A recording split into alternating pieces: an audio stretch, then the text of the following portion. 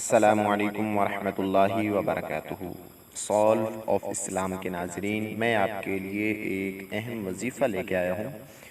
یہ وظیفہ ان لوگوں کے لیے ہے جو کہ بچے کی ولادت کے وقت پریشان ہوتے ہیں، یا وہ عورتیں جو بچے کی ولادت کے وقت پریشان ہوتی ہیں، ان کو تکالیف ہوتی ہے، یا حاملہ ہوتی ہیں اور اس وقت ان کو تکالیف ہوتی ہے، تو ان کے لیے بہت ہی مجرب عمل ہے۔ تو اس کو آپ سماعت فرمائیں۔ پہلا وظیفہ یہ ہے کہ آپ نے سورۃ مریم، اس کو آپ نے ایک مرتبہ پڑھ کر کسی میٹھی چیز پر دم کر دیں، اور بوقت ولادت جب بچے کی پیدائش ہو رہی ہو، ڈیلیوری ہو رہی ہو، تو اس وقت آپ اس عورت کو پلائیں گی تو انشاءاللہ العزیز آپ کے لیے بہت ہی زیادہ ہیلپ فل ثابت ہوگا۔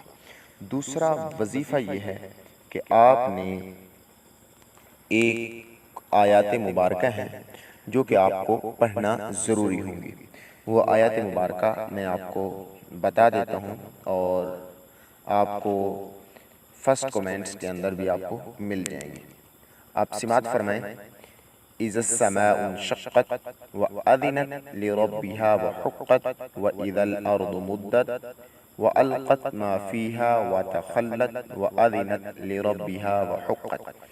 آپ نے ان آیات مبارکہ کو 21 مرتبہ پڑھنا ہے، اور کسی میٹھی چیز پر دم کر کے اس عورت کو پلانا ہے۔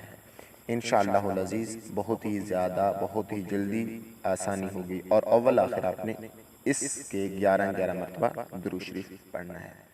السلام علیکم ورحمۃ اللہ۔